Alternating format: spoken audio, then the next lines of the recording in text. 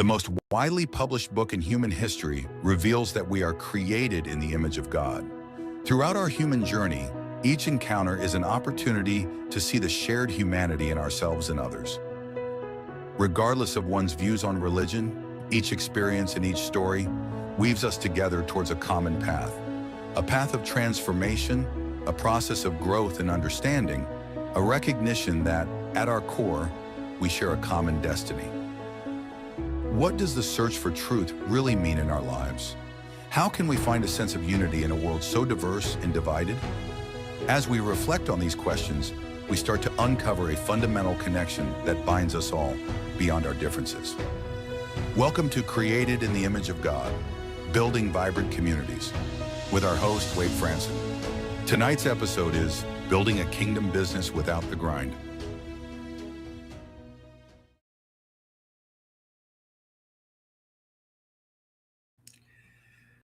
Hello, everyone, and welcome to Creating the Image of God. I was just having a wonderful conversation with our guest in the studio. We were diving into certain topics related to his show, and we came right up against that 8 o'clock time and almost blew it. Almost kept talking in the studio without going live, and that's because we've got a show tonight of huge relevance in this country, in the United States of America, which is a model for many things in the world, but certain things in particular that we're going to get into tonight. Our guest tonight, his name is Brian Adamson, and he is a kingdom business coach, and he helps faith-driven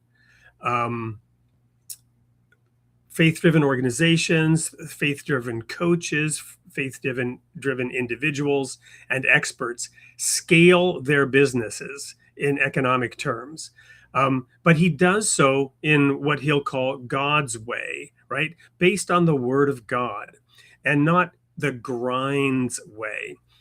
He's the co-founder of Purpose to Profits, and he's the host of the Believers N Biz podcast. He blends proven business systems with biblical principles, so entrepreneurs can grow without sacrificing their faith, family, or sanity. Let's welcome Brian Adamson to the studio. Hello, Wade. Thank you so much for having me. Well, it's my pleasure. And the timing of this particular show is really fascinating. When we started talking about this, it was right before Soup Media, who's behind this podcast, was invited to help pull together speakers for a business conference that's going to happen in Orlando, Florida. That business conference is called Better Business, Better World. So a little plug for that right up front. We'll start showing some videos about that conference. But what this conference seeks to do is thread the needle that you do on an individual level, right? Which is to help businesses fulfill their stated purpose on paper, their fiduciary responsibility, which is to maximize value for shareholders, i.e. the bottom line and profits. But on the other hand, you have this whole camp, as we were talking about, that believes that that's somehow evil, right? That these big corporations are destroying the planet, and not to deny that some of them and some of their business practices might actually be harmful. But the basic principle of business is right and just and good, and in fact, it's throughout the Bible. So I'm really grateful to have you here this evening to help explain that from your perspective and show how you approach this issue at the individual level to the individuals and the experts. Yeah, 100%, Wade. I've yet to see any ministry that didn't survive without money. Right. And so if God is all about salvation and bringing people into the kingdom, and it's required to have finances to do so, then I think he probably put some principles in the scripture that would allow us to go out and be productive in the way of economics in order to further his narrative and push the kingdom and advance the kingdom forward. Well, amen to that. And I often try to explain my perspective that I spend a lot of time in the book of Genesis, right? I love that book. It's just so rich, and all the seeds are there of all the things that we have. But one view that I have of the book of Genesis is that it simply explains there's a divine teacher, God himself. There's a curriculum. Of course, he sends messengers, prophets. He sent Jesus. throughout history. And, Hebrews talks about that in various and diverse ways throughout time. God has sent messengers and prophets. So you have the divine curriculum, but the creation itself is material, and it's a laboratory. It's a laboratory where we apply the curriculum. The problem is we go out into the laboratory without the curriculum, and that's when we blow things up. 100%. I often say, specifically for believers, I think many of them end up over spiritualized and under monetized because they Yeah. go out into the laboratory without the curriculum. And then all of a sudden, money becomes a miracle. And that was never God's intention. I mean, He gave us too many principles that if we apply those things, money should be a byproduct of operating those principles, not a byproduct of a mercy prayer and a miracle prayer every time we need some. Yeah. What does it do for our children if every time they come and ask daddy, hey, can I have, $20? We're like, sure, but we never make them work for it. Correct. The children will we raise. Correct. Correct. Correct. Yeah, I'm super excited about this conversation tonight, Wade. This is my jam. I can talk about Yeah. this until I fall asleep. Wonderful. Well, what we like to do on this show, as we talked about some weeks ago, we didn't have time to go over this again in the pre-show because we were talking about other things, but to get to know the real you. So what's your creation story? Who were your parents? What were the circumstances that formed and shaped you as a young boy before you took conscious thought and became who you are today? So tell us your backstory. Yeah, I tried about everything I could to mess my life up early on, Wade. Now that I look back on it, by God's grace, I had two amazing parents. Hardworking parents. My dad was a firefighter for the city of Detroit for 30 years. My mom was a cashier at a grocery store for 25 years, and so grew up two-parent household. Work ethic was always, paramount. Um, but I always had this thing inside of me, right? Which was that entrepreneurial spirit, and I didn't have um, any examples of that, from a foundational perspective, right? And so I grew up on the west side of Detroit, in an urban environment, and the only semblance of entrepreneurship that I saw and had context to was those guys in the streets hustling. And so I found myself, my senior year in high school, selling weed, caught a case, and found out what consequences meant real quick. I was looking at a 4 to 10 year felony my senior year in high school, while on my way to a full ride scholarship, academic scholarship in college. And Wow. yeah, as one could imagine, I was a bit distracted when I got up there, still not knowing that my freedom was in question. Met my now wife, then girlfriend, got her pregnant at 18, kicked out the house during the same time, and life got real fast for me. And by God's grace, I want to pause you there just for a minute yeah, because that is such a good example of what we were talking about, right? You saw certain opportunities and you saw certain principles, but you went out without the wisdom or the knowledge on how to get there, right? And you absolutely, came very close to making it impossible for you to later achieve those goals because you were heedlessly pursuing it your own way against the laws of God and the laws of society. absolutely, absolutely. Didn't have the right foundation, the resources, or the wisdom to steward that thing that got put inside of me. The desire was put inside of me. My way of pursuing it was just off. And Yeah. So that experience obviously molded and shaped your desire to figure this out. absolutely, Yeah. absolutely. And by His grace, during that same time, although I grew up in the church, I never really understood what all of that meant, right? I understood and believed in God, but I didn't understand what having a relationship with Christ meant. I didn't understand how He could come into your life and completely change your life until I needed that to happen in my life. And during that same time where I was fighting all of these things, found my way into the church and gave my life to Christ, got baptized at 18. And although I can't fully articulate what happened, I can tell you the fruit of what happened was got on the other side of that case, fully expunged from my record, got rematriculated back into college where I graduated summa cum laude. Been with my wife now for 24 years, been married 19. Our daughter just recently got married. Went back up into college and ended up starting a real estate career in tandem with getting my degree. And he has fundamentally changed my life from Jesus coming into my life. And, Romans 8:28 says that he works all things together for the good of those who love him and called according to his purpose.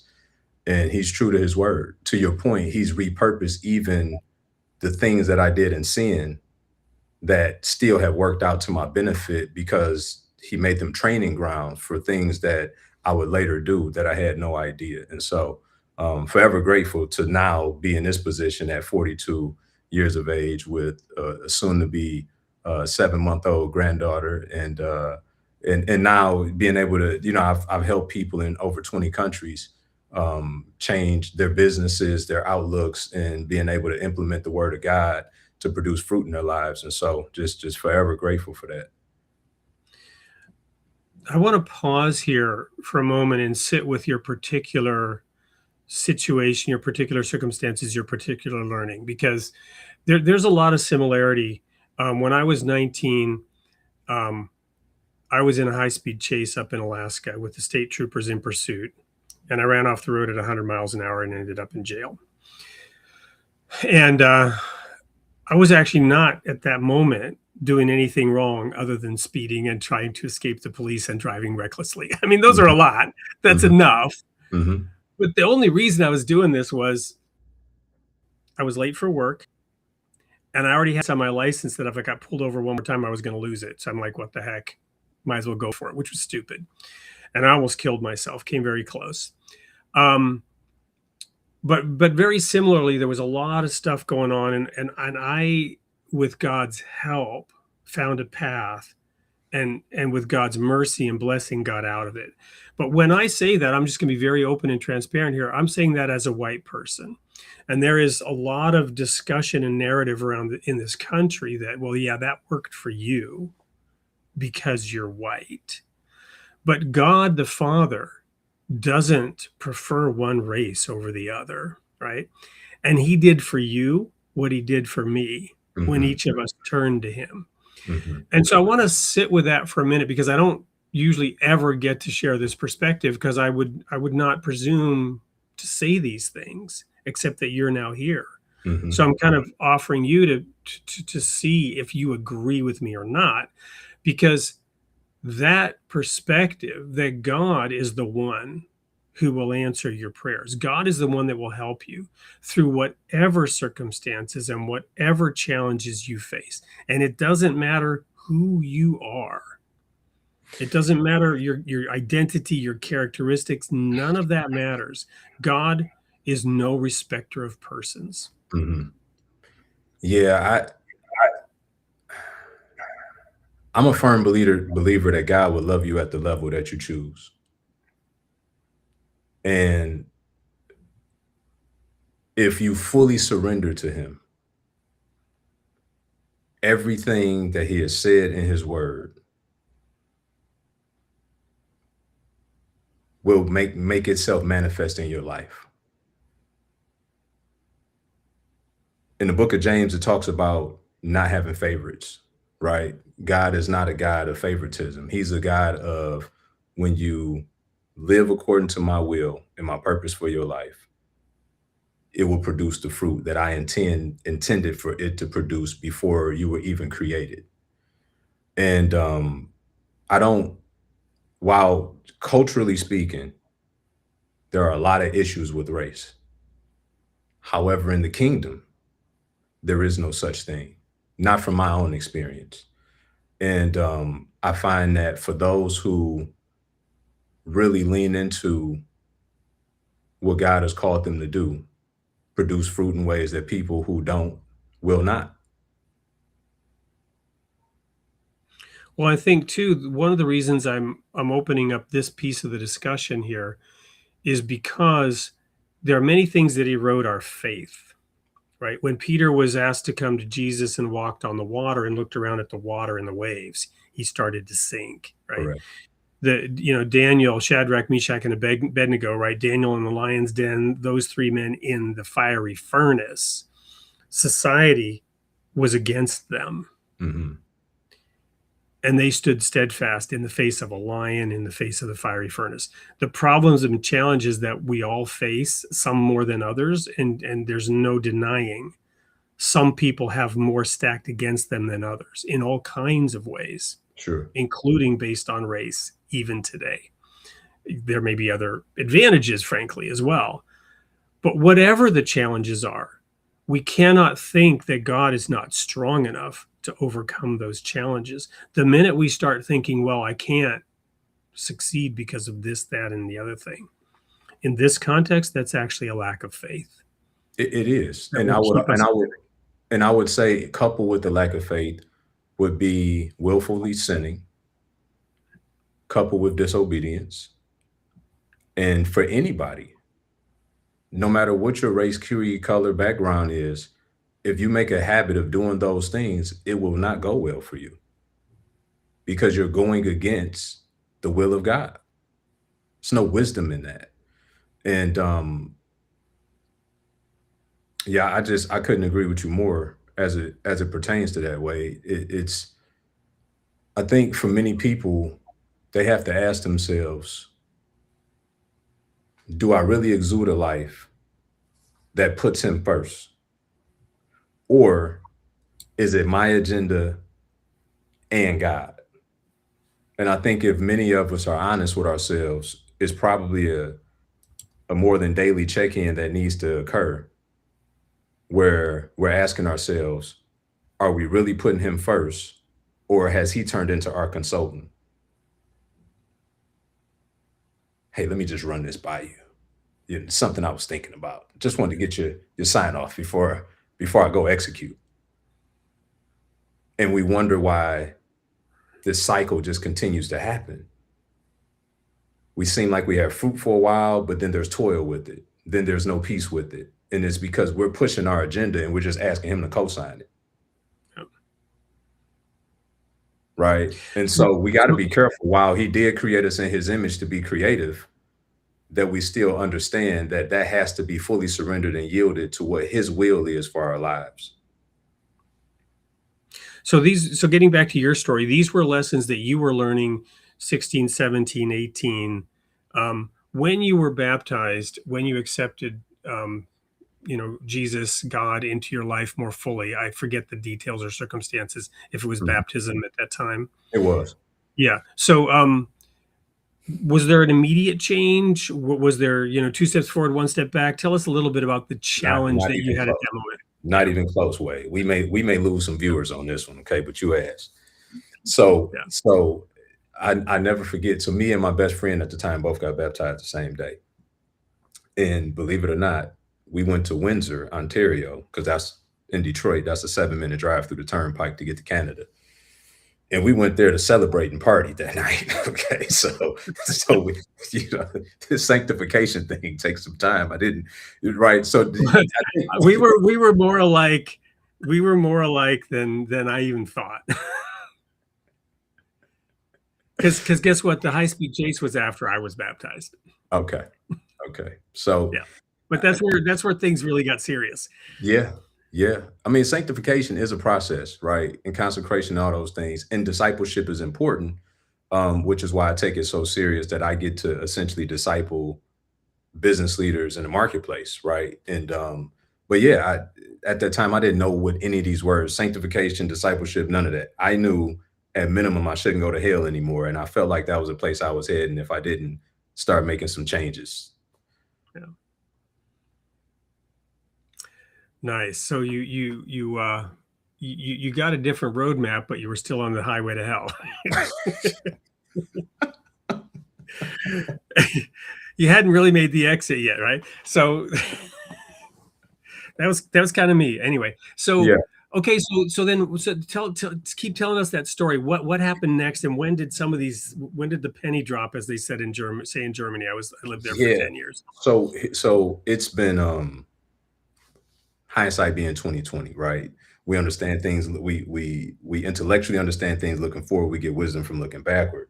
And I just think of just the reckless abandon that I had much of my time, in my 20s. And a lot of it, I got this saying that what you tune into, you turn into, right?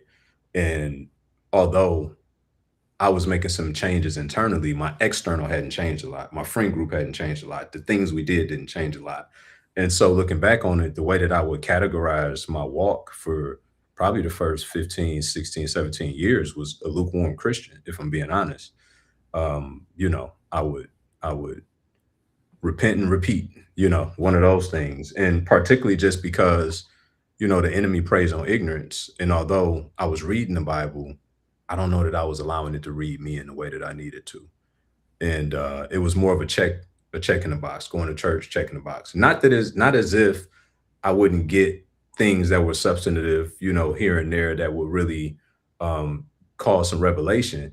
But you have to be careful not to continuously quench the Holy Spirit. And I was doing that a lot, particularly through drinking and partying. And I like to say that I used to constantly have my Wi-Fi signal interrupted, right, where I would feel the presence of God, and then I would all of a sudden kind of feel that dissipate. And it was through my choices. I just didn't understand it that way. But God and his sovereignty and his patience and his love and his grace and his mercy allows us the time to develop. And what I've noticed, at least for me in my walk, has been the more revelation that I've gotten, the more wisdom that I've gotten, the more accountability that I've gotten. So things that seemingly I was getting away with at certain points in time, as he knew that I grew to know that these things were definitively bad, and I was still making a conscious choice to do them despite knowing they were bad, that the consequences that I felt as a result of that I was being held accountable to a different standard. And, it wasn't until I started to embody, 1 Corinthians 13:11. When I was a child, I thought as a child, I spoke as a child, I reasoned as a child. But when I became a man, I put away childish things. January 6, 2019, I took my last drink.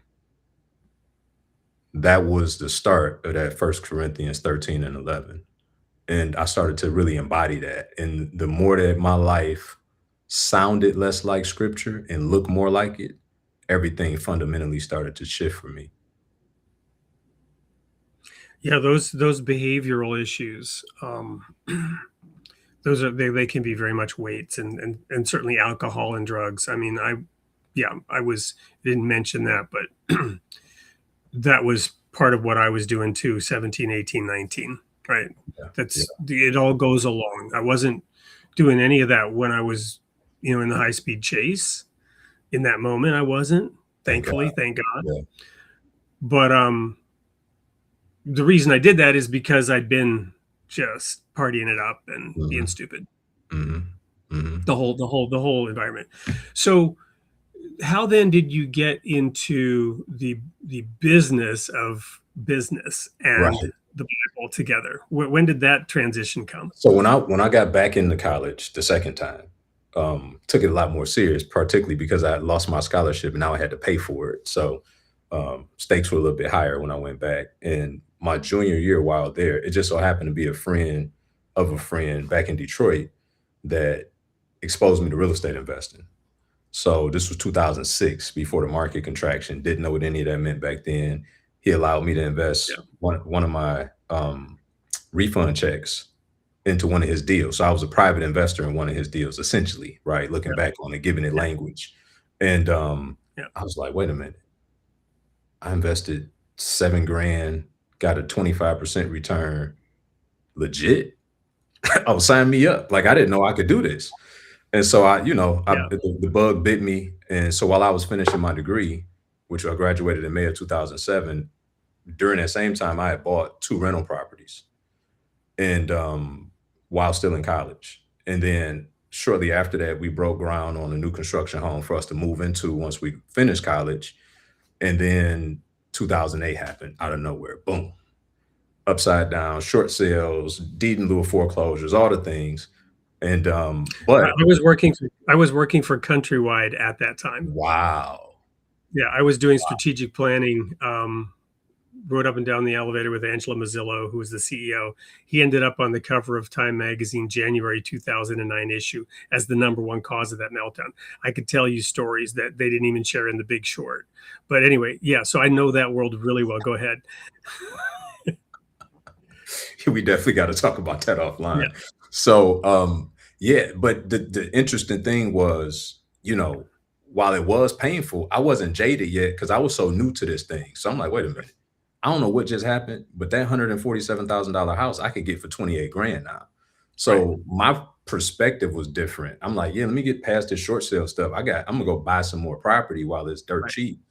Yep. So 2008 to 10, that's what I did. I went when I left college. I worked for a plastics company, and so I was just building my real estate portfolio and doing this corporate thing at the same time, with the hopes of just being able to be a full time entrepreneur. That thing was still in me. I just hadn't figured out quite how to get it out yet. And so eventually, I built up pretty decent portfolio, bought a couple dozen properties, and then I finally got mentorship and really learn how to leverage capital, go out and do fix and flips, and did that for many years, and then got into commercial multifamily. I owned over 100 doors at one point, buying apartments. And during this time, though, in 2018, um, I had some people I was just helping. Like, I was a part of this real estate group. People that spent six figures on this coaching and didn't even have a deal. It was just baffling to me. And Yeah. so I had excess deal flow. So I would kind of wholesale these deals to these people and help them out with the management of the project. And I did that for these young guys in San Diego. Never had met them. Acquired the property. I'm sorry, wholesaled them the property, and then my team managed the project, did the construction. My realtor listed it, flipped the property, sent them a check for 30 grand. Never met these folks in person. And so they like, do you know what you just did for us? I'm like, that stuff I do every day. I mean, just, I made a few grand in the process. I'm fine with that. And so they encouraged me to get online and like start coaching people. And so in 2018, May of 2018, we did exactly that. And within the first 8 months, we did over $1 million in that business.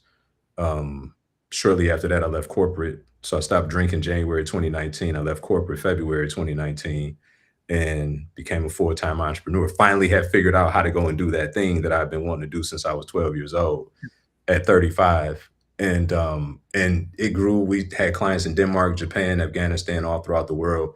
Our methodology was teaching people how to invest remotely. And so that infrastructure allowed international investors to invest domestically without having to physically be there. And after growing that coaching business 6, 7 years, I didn't realize that God was teaching me how to be a business coach during that time, because I had a lot of success in doing what many people desire to do. And some connections along the way without belaboring the story. And the bottom line is, since November of 2024, I walked away from the real estate coaching, sold 90% of my portfolio to focus specifically on teaching business coaches and consultants how to grow multiple 6 and 7 figure businesses using God's principles.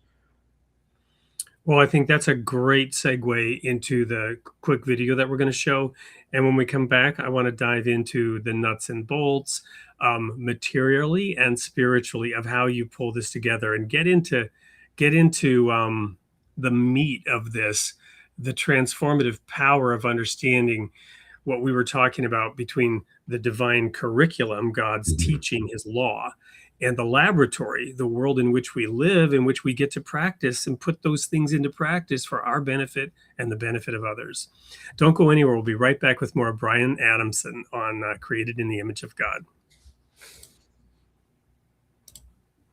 Hey, real quick, if you are a coach, consultant, business owner, aspiring business owner, you want to start making more money online. Maybe you stuck at that 5, 10, 20K a month ceiling. Maybe some of you are still in ideation mode. You're just like, I got to get out of this job. I know I got something in me I need to give birth to, but you can't quite figure out how to either scale it or start it. Make sure you come to our Purpose to Profits Challenge. My partner David and I are going to be showing you how to successfully grow your business online, helping you with content creation, helping you with marketing strategies, helping you with sales, fulfillment, the whole nine, okay? Showing you our exact systems on how we went from not making 6 figures a year, not multiple 6 figures a year, but 6 figures a month and even sometimes 6 figures in a day. If that sounds like you, sign up for the challenge. General admission is only $17. All right, $47 for the VIP. If you want to spend 1 hour exclusively with David and I each day and ask all of your questions specifically, Make sure you get the VIP ticket. We will see you there. Welcome back to Creating the Image of God with the man who you just saw in that video, Brian Adamson. So tell us a little bit about the Purpose to Profits. You shared with me previously it's something you do every 6 weeks, and there's one coming up this weekend. Yeah, it's a really cool event. Whether somebody was like me and they got something in them that they need to give birth to, or they're already out there running a coaching and consulting business and they're tired of the one-to-one model. Their income may be scaling, but so is their time, right? Because they're doing it one-to-one versus one-to-many. And so essentially we just show them how we set up our marketing and sales channels, as well as our fulfillment channels, to do everything one-to-many. We got clients that's, done 7 figures in 10 months, working 12 to 15 hours a week. And so we teach them how to create irresistible high ticket offers, how to set up their webinars the right way, how to leverage challenges, how to buy back their time, and essentially 4 different pathways to 6-figure months. So it's a really, really cool, in-depth, hearty event that we love doing. Well, I want to throw out a parable here, or an analogy, not remotely to make you into some kind of Jesus, but we're going to talk about Jesus for a moment here. When he came and told, was it Peter and his brother who'd been fishing all night without any success? And he came and said, throw the net out on the other side of the boat. Mm-hmm. And suddenly they pull up so much fish that the boat almost sinks. Yeah. And then he says, come, I'll make you fishers of men. But there's this moment, their job was fishermen. And, not to read too much into that piece of it, but, I've come that you might have life and life more abundantly. Mm-hmm. And he's like, guys, this is easy if you listen to me and do it my way. And they were thinking, what an idiot. I saw this on this, there's this great series called The Chosen. I don't know if you've ever seen it. I love absolutely. The Chosen, right? Yeah. And the way that they display it so realistically, so earthy, if you will.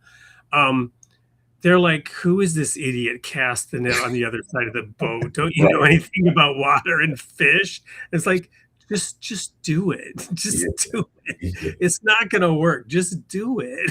Yeah. But it's not going to work. Just do it. Yeah. Right? And lo and behold, it's so easy when you're doing it in the right way for the right reasons. Now, again, we don't want to get into this magical, mystical, snap your fingers, God's going to do everything for you kind of thing. Yeah. But the moment was important to turn them around, to shock them out of their current situation. And I assume that this Purpose to Profits kind of approach is kind of that, waking people up, shaking them out of a whole bunch of thoughts and ideas of what's holding them back. Yeah. I find one of the things most fascinating to me is I find that many of us have started businesses from here instead of from here. Right. So Jesus goes and he tells Simon Peter, Simon, the enemy's trying to sift you like wheat. But I've gone before the Father and prayed on your behalf. When you get on the other side, repent and go back and strengthen your brothers. My trials and tribulations in real estate, losing $500,000, prepared me to teach the people that God was going to call me to lead, to not have to make those investing mistakes. The $250,000 that I had to lose in marketing and dealing with marketing companies, building out my coaching business, afforded me the ability to go back and strengthen my brothers and help other coaches and consultants not have to endure the things that I had to endure. So a lot of times, God already gave us the foundation for what our businesses should be, and we go create something totally different that doesn't highlight our experiences or our gift mix, and then we just toil over the thing and say it's not working. Yeah, if you hadn't had those experiences, you would be giving out advice that would actually not work for people, and you'd be harming them. Correct. And we do it not maliciously, but people do it every day because they read books, they get intellectually savvy, but you don't have the wisdom of the experiences, though. Yep. So how do you integrate the spiritual teachings and the practical things? I mean, I hear you doing it in even your discussion now. You seamlessly bring in both sides, but how do you do that in like the purpose to profit and in your coaching? Yeah. Interestingly enough, on day one, right in smack dab in the middle of introductions, I go, so just want to let everyone know that David and I teach from biblical principles. And the reason we do that is because it takes our opinion out of it. And it actually gives you an advantage because these principles happen to work for thousands of years and they'll continue to work for those that's willing to work them. And so at the very same time, if the Bible is something that's offensive to you, not that we're pushing our spirituality on anybody, but if the Bible itself is offensive, we want to give you an opportunity to raise your hand and we'll give you your money back. We don't want you to wait till Friday and say you're offended. I start every single challenge out like that. And guess what, Wade? In over 3 years, nobody's ever left. Yeah. And we've had every religion there. I mean, we've had over 20 countries that we serve. And so, but people stay. And I think it's because I'm just upfront, right? It's Galatians 1:10. It's, if I were still worried about pleasing people, then why would I be a servant of Christ? Yeah. And so, again, when our life and our decisions and our posture looks like the Bible versus us just talking like the Bible, I think people have a certain respect for that, even if they don't necessarily align themselves with the same spirituality. So I just tell them up front that that's what it's going to be. And so there'll be no surprises throughout the course of the week. Interestingly enough, because, I'll talk about the importance of you can't get it right if you understand it wrong, right? And while in Luke 14:28, Jesus is talking to the disciples about counting the costs. Well, if you also look at there's wisdom in what he told them though. Suppose when you want to go out and build a tower, wouldn't you first sit down and count the costs? You wouldn't want to begin building a foundation, run out of money. People will ridicule you and say this person began to build and couldn't finish. Well, when that happens, what also happens is the students or the clients, well, they'll go back and do some homework. Well, what was that? What was that thing? Luke 14:28. And we've literally had people at our events later tell us in the week that they gave their life to Christ. They found salvation during the week, not from our doing, right? We're Yeah. just being responsible in what God has called us to do, which is to show people his principles in business through the Bible. But I just trust that the Holy Spirit would do the rest of the work for those that are interested. And so it's a beautiful thing. It's not Bible thumping in any kind of way. And it's legitimately not pushing our faith on anyone, but it's also being unapologetic about the things that we have adopted and practiced in our day to day, and never taking the glory away from God because it's his principles. We just so happen to work them. So let me flip the script on this part of the conversation and ask you a general question about society today. Mhm. Why do you think it is? And I don't really know the answer to this. There are probably multiple answers. I'm just curious how you view it. Why do you think it is that so many people today have this idea that business is evil, and even religious people would have the idea that people who are, focused on these materials things are somehow greedy, or, where do these ideas come from, and why are they so attractive to so many people? Well, it's twofold. One is in the church, Big C church. I think that there has been a narrative of wealth is wicked and poverty is piety. Somehow being poor is religious. I haven't figured out that yet as to where the Bible shows that, but I think a lot of people have been indoctrinated with this based on who stands in the pulpit to deliver the message. I really believe that that's a big part of it. The secondary part of it is for those who have the most means and influence, unless you're in the faith community, you wouldn't know about that. You wouldn't know that Craig Rochelle was behind YouVersion, right? You don't know about um Rick Warren if you're not in the faith community, right? So the only people that are promoted in society that we see winning happen to be oftentimes people that aren't believers. And you and I know this way, money is not inherently evil, it's neutral. It's about who has it in their possession and what they do with it. So you got the polarizing non-believer always winning. So that particularly can come Well, off. and some of them aren't even non-believers. They just don't lead with faith. They might be That's true. very devout and That's believers, true. and you just don't know it because that, they're not using that in that way for whatever reason. That's true. That's true. But I would say the Gates, the Musk, Yeah. the Bezos, right? The polarizing ones that we know, many have come out and specifically said that they didn't have faith in Jesus, right? Um, and and so I think people then draw a narrative of, if that's what money looks like, Yeah. then now I have this negative connotation with money. So I think the church is partly responsible, and then I think that how polarizing certain figures are in society is did the rest of the work. Yeah. There's this really awesome quote, goes like this: with fire, we test the gold, and with gold, we test our servants. This is Mm, coming from a spiritual teacher, mm, right? Um, and I think when you take that on the surface, you can interpret that in a bunch of different ways. But what I've thought about is that pure refined gold is an amazing thing, right? mhm. So the gold being tested in fire, right, is a good thing. That's how you refine gold and make it pure. And it has amazing properties.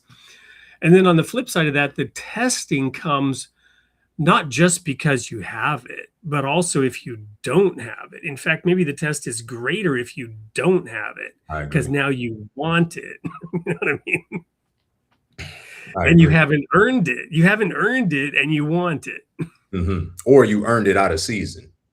Yes. So I've been there, right? Made my first $1 million, the thing that I yearned to do my entire life, to only get there and be rich and miserable. Yeah. Why? Because the principles work for those who work them. If you put enough seed in the ground, you will reap a harvest. Right. But the quality of the harvest will be indicative of the quality of the seed. A seed will only reproduce after its own kind, right? And so I found myself in a season where God allowed me to have all the financial success, but then I was drinking just as much, if not more, was empty, because he allowed me to see, you thought that was your fulfillment when it's actually not. So now that we've gotten that out the way, are you ready to surrender so I could take you on this path of consecration and sanctification to really show you who I am, right? And that's been a journey, and I'm forever grateful for it. But it's just to show his principles will work for those who work them, right? And that's why money isn't inherently good or bad. It flows to the people that actually operate in those principles to gather it. So, do you have a story or two of people that you've worked with, and how that has played out that you can share For sure. without changing any names to protect the innocent? All right, so really cool story, and I just thought of him because he texted me just not long ago. Um, One of our clients, and this is actually a really good story. No, it's better than what I thought. So in 2020, I hired this company to run my marketing for my real estate coaching program. And this was the first time of all these marketing companies that I was raped and pillaged by them back then, man. I mean, they just took my money in ways, my responsibility, but I'm telling you, I had a rough go at it. And he Well, was the here's first. what I got to say about marketing is, in the corporate world, there's this saying, you may have heard it, that the chief marketing officer of a big corporation that has many $1 million budget says, "Yeah, I know we're wasting half of our marketing budget. I just can't tell which half. We need to do more testing to find out."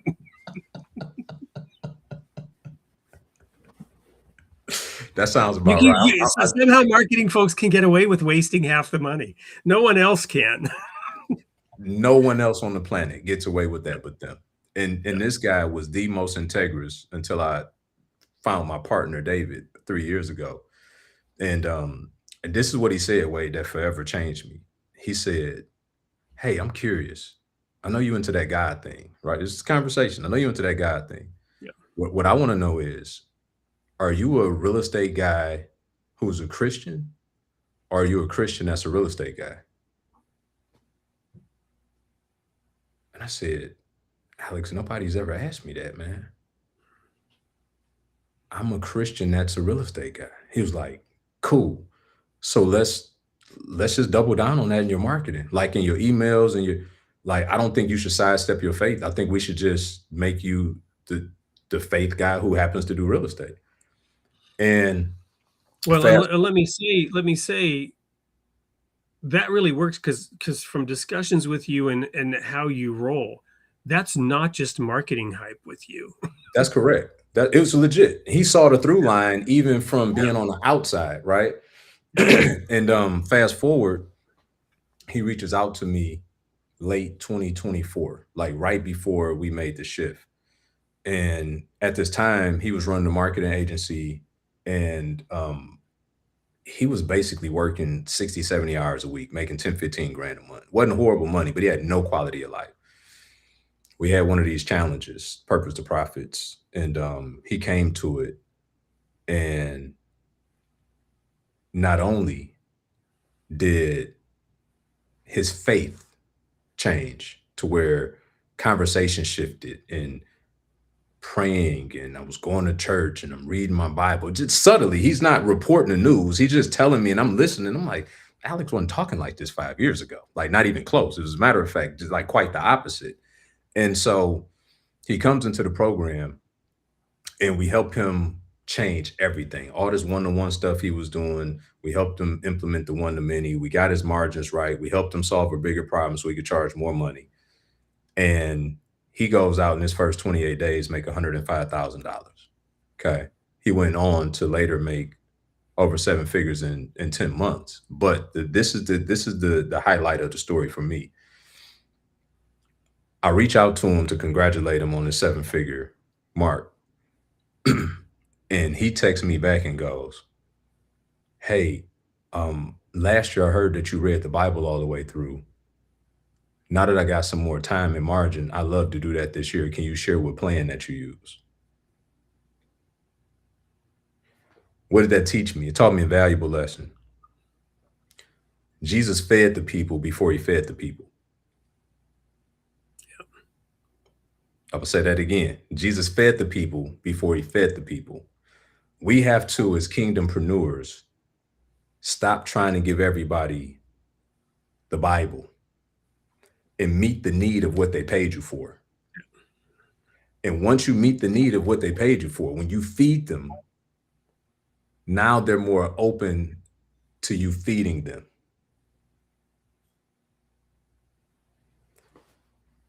I got chills right now. That to me is just a glaring example of what kingdompreneurship should look like.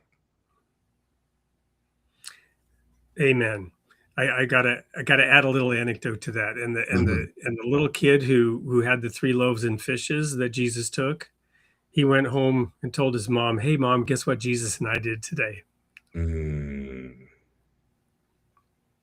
That's good. That's good, Wade. My dad used to say a lot. He just passed away recently. I'm thinking about him a lot. He used to say, me and you, mostly you. One of my favorite sayings. So yeah, you're doing an amazing thing, and I'm so honored to have you on the show. We're going to go for a quick commercial break now. When we come back, I want to ask, where are you growing next? You've had these accomplishments. You've reached this plateau. You've made a shift here in the last couple of years. I want to hear what's next on the horizon for you, and so does the audience. We'll be right back with more of Bryan Adamson on Created in the Image of God.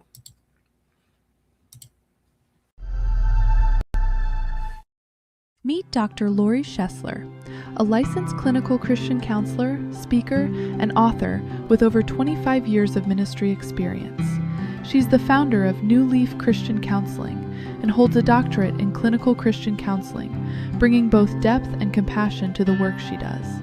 Dr. Lori specializes in temperament therapy, a personalized, biblically grounded approach that helps people understand their emotional design and heal from the inside out. Whether working with children or adults, she helps individuals uncover the root of their trauma, anxiety, or relational struggles, and guides them toward lasting transformation. Her voice is warm, grounded and deeply insightful, perfect for conversations around faith, mental health, emotional resilience, and identity. As someone who bridges spiritual truth with practical tools for healing, Lori offers meaningful value to listeners seeking clarity, hope, and change. An inspiring and thoughtful presence, Dr. Lori brings the kind of depth that makes every conversation feel personal, purposeful, and full of grace. Contact her through the website newleafchristiancounseling.net. Welcome back to Creating the Image of God with Brian Adamson. We've just been talking about his background, his work, how he integrates spiritual principles, the Bible, into helping people understand how to use the material world in a positive way for success and material benefits. So, Brian, we were just about to ask, where are you growing next? Given all that you've done, what's on the horizon for you now? You're going to like this a lot, Wade, because we've been talking about it. And now I'm going to give an anatomy to what the through line has been to this conversation. So in March of this year, I'm at a challenge, and it's like day 5. So we do Q&A for an hour in VIP, and then we do the teaching thereafter. So it's like 6:47. There's 15 minutes left in VIP. And I'm sitting there, my partner David's answering a question. And for the first time ever, I asked myself, why am I here? Now I'm having this introspective out of body experience, and it's over 100 people here at this, and I'm starting. So when I snap out, I'm like, you cannot have this moment right now. Like the camera's on, people looking, you cannot do this right now. So I try to shake it off during the transition, and then I come back and I do the introduction, and it is not leaving me.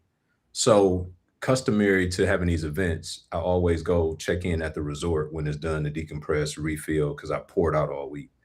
So in doing so, I felt the Holy Spirit tell me, write out a new vision. So I get the writing it out, write the vision, make it plain for they who read it can run with it.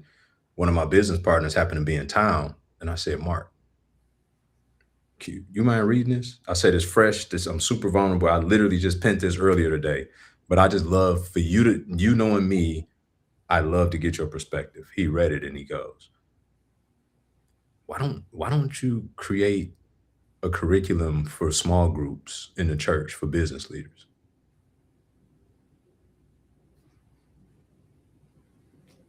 That's a good question, Mark. I'm gonna pray about that. Pray about it. Holy Spirit, lighten me up. So same is true. Pen to paper again. I look up in 2 weeks and I've wrote 12 weeks of curriculum for discipleship plan for business leaders in the church. And it's called Build with Him. That's the name that the Holy Spirit gave me, because there's 2 different sides to the aisle. You have believers who think they're doing everything for God. Then you have the other side of the aisle that do life and business Monday to Saturday. They do their inoculation of God on Sunday, and then they go back to getting the teeth kicked in on Monday and don't know why. And so God's model for us has always been integration. To do nothing for Him, but everything with Him. And so I unofficially launched it within my Believers in Business community. I'm like on week 8 with them right now, but I'm officially piloting the first cohort this September at my home church, which is a church of a little over 4,000. And I've already got quite a few people that want me to come and administer it there. And so I just stewardship brick by brick. I'm rolling it out in my church, see what I learn, and go with the beta and then potentially roll it out. But ultimately, I think that this will be this is next for me. This is next. That's amazing. That's awesome. I love the way that, you talked about integration, and I love the way that you've been doing that in your life. And now you found a way to integrate it right directly into the church. Mhm. Because here's the truth, Wade, you and I both know this, and it's not necessarily to anyone's fault, although in some cases it is. Most pastors are tasked with speaking to 80% of the congregation, which oftentimes are not the business leaders, entrepreneurs. They're not the apostolic gifting. They're not those folks. So then those of us who have entrepreneurial bones, CEO bones, all the things, we sit in a sermon and we hear it's harder for a rich man to get into heaven than it is for a camel to get through the eye of a needle. And out of context, Right. we go, what this must be bad that I've got these resources. So then we try to write a bigger check to the church and hopefully we get into heaven one day. And it's like that couldn't be what God intended for us. And so now rather than make the pastor responsible for having those conversations, I've raised my hand to do just that for the Big C church at large. And so prayerful about where God will take this. But there's a big need because part of the reason, going back to our original conversation, as to why so many people had this idea of money being evil is because believers, I believe, who have resources don't know how to steward and magnify and multiply their influence because there's a separation, there's no integration. So I go kill it in the marketplace, I hide my faith. So now how do I, in a very organic way, step forward to show the world that believers win in business and be unapologetic about that? Well, yeah, and then when you come back into the faith community, you hide your business success typically, 100%. right? So 100%. it's schizophrenic in both places. 100%. There's so much here. There's so much here, and I wish we could just go on. So we'll have to have you back. What I want to do now, before we conclude, is look at a couple of the audience comments. We don't have too much time. I also want to give you time to once again tell a little bit about the purpose to profits thing coming up. But let's take a look at a couple of the audience comments here that have come in. Going back early, thank you for pointing this out. Two-parent household, one of the most underrated and overlooked reason we have so many undisciplined kids out there. And undisciplined, that's from yesteryear.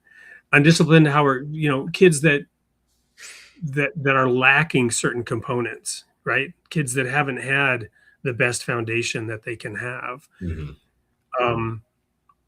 You had that. My own problems came through a divorce. My audience knows this. I was actually kidnapped as a child in a domestic kidnapping. My mother was awarded custody. My father didn't like that. Took me and my sisters, smuggled us out of the country. But he did it because she was an alcoholic. The marriage, anyway, the point is it was a mess. Mm-hmm. And I took my son to work today. He got his first job. He's 15. And he's a courtesy clerk at Pick and Save, right? Okay. And he's just started. He's just learning the ropes. And I was talking to him today because we just heard that they had a big turnover here because some kids were dipping their hand into the till, whether it was the clerks, or the cashiers, or whatever. And they have cameras, Mm-hmm. And so we were talking about obeying the laws, right? And I used the example of David. How I love thy law. Thy commands make me wiser than my foes. David, the famous king of Israel, studied God's law to understand it and how to apply it in life. And, one of the most basic things is he created us to become one flesh, to stay together and raise our kids in that two-parent family. Mm-hmm. And it is tragic that there seems to be little weight and credence given to that. And I get we don't want to make people feel bad who don't have it or who won't able to pull it off. But when I was a pastor, I resigned years ago, but when I was a pastor, I used to not shy away from saying God hates divorce. I could speak to it from experience. God hates divorce.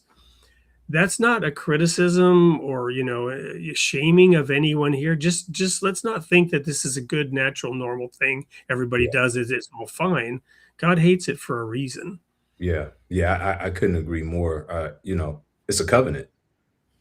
And we saw what he did when covenants were broken in the Old Testament, right? And he's a guy that doesn't change his character. And so I agree wholeheartedly. I think there's a ton of evidence that shows that he hates divorce. And I'm let me first say I'm grateful that I lived in a two-parent household. I also, though, am sensitive to the fact that that isn't always a recipe for success either, though, right? When two people Amen. stay together for all the wrong reasons, I think that Yeah. can also do more damage to the family unit than benefit in some cases. And you know, I will say though, in my particular case, I'm grateful. I wouldn't have turned out the way that I did if I didn't have both of them in the household for sure. While I did have the best and worst parts of each of them, right? But it gave me a model, and I look at myself today, and I took the best parts of both of them. Is what's made me so effective in society and everything that I've done. So I agree with yesteryear. I think it's definitely overlooked, underrated, and it calls for a lot of undisciplined kids. And I think particularly just because it's harder to keep up with the kid when you're a single mom or dad for that matter, and you're scrambling trying to do your own thing. It's called a help me for a reason. The dynamic of having both helps balance things for sure. Here's another one from earlier in the show when you were talking about the time when you became more fully committed. How Mhm. does one turn that around, not putting him first? I try all the time, says holy mustard, um, and find myself leaning on my own knowledge. I wish I could give up more often, but then at what point is not doing enough? Yeah. Here's what putting him first really means, in my estimation, is being okay with getting a different answer than the one you've already given yourself. So I found myself having financial success, but still empty. I found myself having financial success, but still just having this unrest and no peace.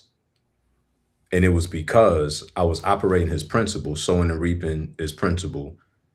However, to everything, there's a time and a purpose under heaven, and everything is perfect in his timing, right?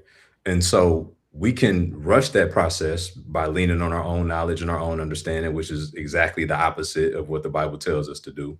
And we'll produce some fruit, but we won't get to truly enjoy it. And so for me, if I'm honest, I got tired of do-overs. I was exhausted. You know how hard it is to be financially successful and then to still be miserable in the process? I was like, God, whatever this is, I don't want it. If you want me to go back to corporate, I'll do it. If you want me to start a church, I'll go.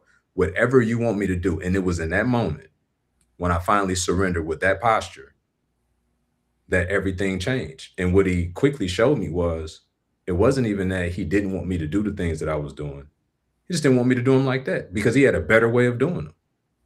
And it wasn't until though that in my heart, I really said, I'm tired of doing it my way. I legitimately would do whatever you want me to do, and I don't care what it looks like. That's in that sort of introductory comments. I think I read this. God's way, not the grind's way. You're talking about Yes, the grind's way. So to yes, unpack that a little bit for us. yes. For 3 years now, I've taken a Sabbath every week, and I've gotten far more accomplished than I used to working 7 days. Yeah. It's, it it wasn't an option for us, right? It was like, hey, the Sabbath, man wasn't made for the Sabbath. The Sabbath was made for man. And I gave you a model going back to Genesis. I didn't rest because I was tired. I was trying to give you a framework of how I want you to build. Yeah. And so I take Sabbaths, I take sabbaticals. Rest is a part of his recipe. And the truth of the matter is, the more that we trust him, the more that we'll do everything according to the way in which he designed and desired for us to do.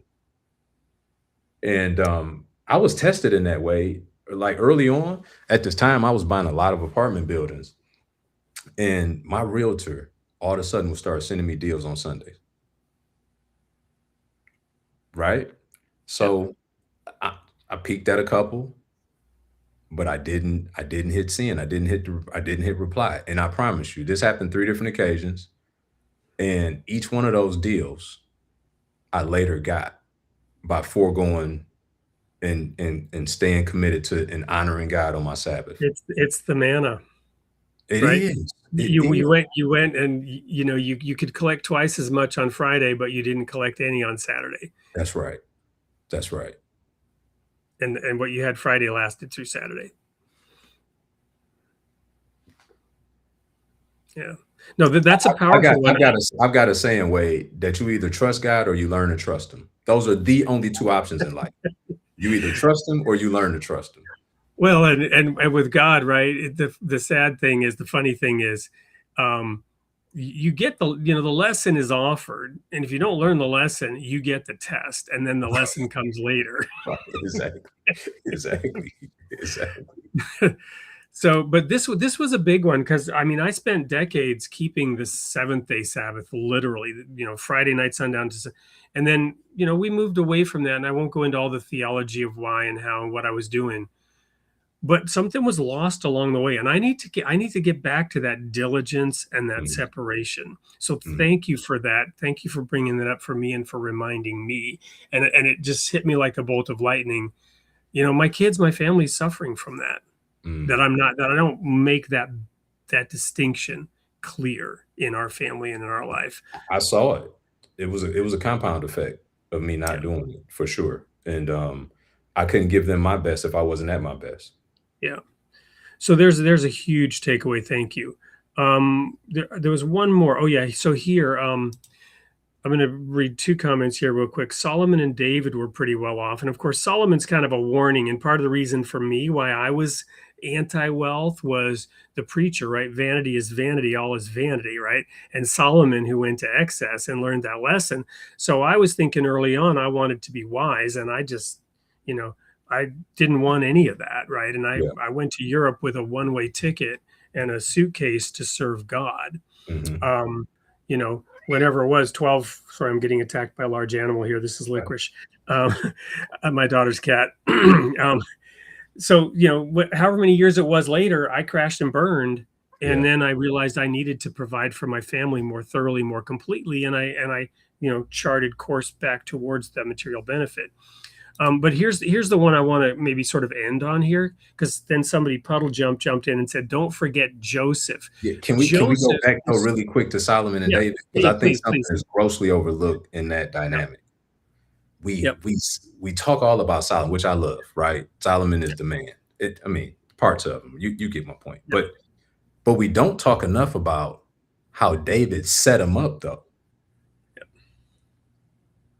The resources he had, the wisdom that he gave him.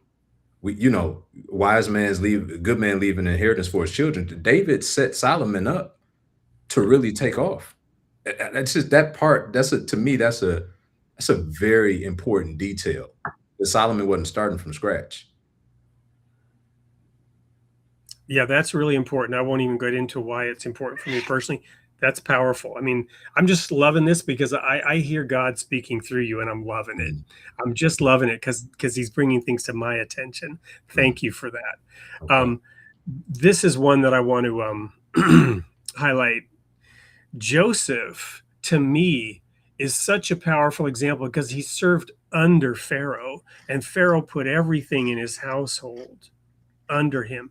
So he had to learn under this world's systems how to be a steward. And then he was the steward, right? He was the steward that saved the whole nation and his family from starvation in the famine by applying sound economic principles. That's right. That's right. I still believe in Proverbs where it talks about the people curse the one who hoards the grain, but there's blessing on the head of the one who sells it. I still believe that that was written in reference to Joseph. And here's why. Because during the 7 years of famine, the text explicitly shows that Joseph wasn't doing charity. He was doing business. Business. So much so that after people ran out of money, land, and other things that they could give to Joseph in exchange for the grain, the text explicitly shows that they sold themselves into slavery to get grain from Joseph. And so it's just another reminder for us. God gave Joseph the vision. He gave him the plan. He gave him the framework. Hey, during these 7 years of plenty, getting while the getting is good, be wise, store up, not so that you can go and do charity during the 7 years of famine, but for you to go and do business during that time. And so I just say that because I think there's maybe a believer or two that still may be guilty or feel guilty about charging for services. We love Joseph, as we should, but we should also look at all the details of exactly how he operated with the vision and the wisdom that God gave him, along with the resources during that time. Okay, now we're at time, but I'm going to have you back and do a whole show around that idea, if that's all right with you. I would love to do it. Because that I'd never heard that. I had never considered that or seen that, the connection of those two, and thinking about what I have talked about. I'm actually doing research on this right now. The saints in Jerusalem, right? Mm-hmm. That sold everything and had everything in common. And this sounds like this wonderful nirvana. A few years later, you have Paul traveling around collecting money for the poor saints at Jerusalem. Imagine that. Yeah, there's no direct connection there. I've looked for it. There's no, but I'm telling you, right? So that's the other side of the Joseph thing that you just talked about. That's deep, Wade. That's deep, man. Because why? Because they were heedless and ignorant. They thought Jesus wasn't coming in their lifetime. They let go of material needs, right? And they did it with all the best reasons and all the, zeal and love and fellowship. They didn't do it for any of the wrong reasons. Yeah. But it was a wrong thing to do. That's right. In that way. That's right. Man, that's good. Well, I'm glad I was able to share a little bit with you because man, that's good. You got me sitting on that one, man, because I literally just been going through Thessalonians in both books of Corinthians. So this is fresh for me, right? I just read that recently. Don't run with it. Do a little research because it's not a completely new and original idea. But the jury's out, and so that provides opportunity for some speculation, but that must be done with the facts that we have in the basis. You know what I mean? Sure. So anyway, but it's my belief that it's exactly that's the reason they were poor, because they adopted a kind of communism, a spiritual communism. It doesn't work. Never has, never will. God intends us to have private property. And to, the parable of the talents illustrates that. And, everybody's shocked that the one that had the least had to give what he had to the one who had the most. Yeah. Yeah. Well, because God is a businessman, and he expects to ROI on anything he puts in our hands. All right. Well, we're out of time. Please do tell us quickly about the purpose to profit. Yeah. Coming up, and how do people engage that? And I'll type something in the chat here to make sure it's documented. For sure. So for anybody that would love to come, essentially, it's an event for anybody that wants to discover, develop, and deploy their gift. Okay. Or you already have an existing coaching and consulting business that you want to refine it so that you can sell high ticket offers to a very specific avatar and have more money and more margin in your life. Okay. And we're going to show you on day 1 how to create that high ticket offer. Day 2, how to sell it one to many. Day 3, we're going to show you some more distribution methods for it. And then day 4, we're going to show you how to buy back your time and making meaningful money with margin. And then on day 5, we're going to show you 4 different pathways to 6-figure months. It is nothing like you've ever attended. I can promise you that. And if that not be true, we will give you your money back. Okay. And where do people connect with this directly? Purpose, the number 2, profits, challenge.com. Purpose, the number 2, profits, challenge.com. And Wade, I don't know where this will be posted, but maybe I could get you a link to put in the show notes as well. Is that it right there? Yep, Did I spell it correctly? you did. There we go. So that link will now go out on all the channels, Awesome. and it's right there for anyone watching. Okay. Brian, thank you so much for your time. Any last words for the audience? This has been amazing. First of all, this is the latest podcast I've ever done before, Wade. So thank you for that. This is a first for me. But no, this has really been cool. I didn't know what to expect. I just knew you were good people, and we've had some good conversation offline. And hopefully this was fruitful for those who experienced it. I love to hear the comments, good or bad, in the comment section. And yeah, just encouraging. Would people also reach out to you here, or is there another email or something where people would want to get in touch with you personally? Yeah, I'm an Instagram guy. So Brian Adamson official.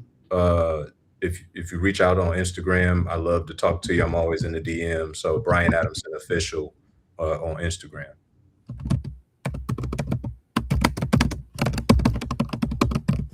Awesome. And I'll go ahead and post that here as well. Just make sure that I got that right as well. Is it 2 S's? Yeah, 1 S. I don't think I can edit it, but I'll do a new one. 1 S. Let's just do that. Okay. So Brian, thank you again. And I will be reaching out to make that offer to come on the show. And maybe we'll see you at this upcoming conference we'll be advertising it on this show in December in Orlando. Better Business, Better World. Brian, it's truly been an honor and a pleasure. I'm going to invite everyone to stay tuned for 2 more minutes to run the sneak peek of next show. And Brian, if you want to, I know it's really late, but if you want to hang, we can connect real briefly in the studio. Yeah, let's do that. Okay. All right. Yeah, so everyone listening in, I hope you've enjoyed the show. And remember, you are created in the image of God, and God loves his creation. Here's what you can look forward to next week. Next week on Created in the Image of God.